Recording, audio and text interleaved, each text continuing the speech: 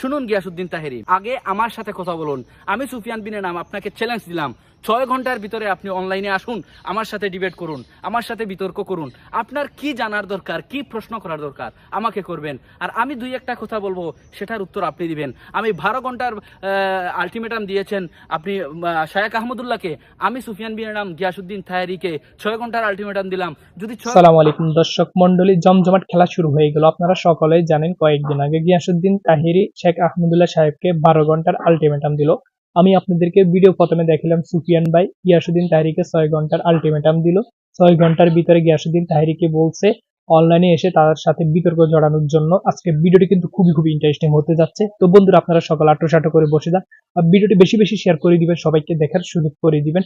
আমি আপনাদেরকে সুফিয়ান ভাইয়ের ভিডিও ফুটেজটি দেখাবো। তার আগে আপনাদের কাছে ছোট্ট একটা রিকোয়েস্ট থাকবে, যারা এখনো পর্যন্ত আমার চ্যানেলটি সাবস্ক্রাইব করে নাই, তারা সকল ধরনের সত্য নিউজ সবার আগে পেতে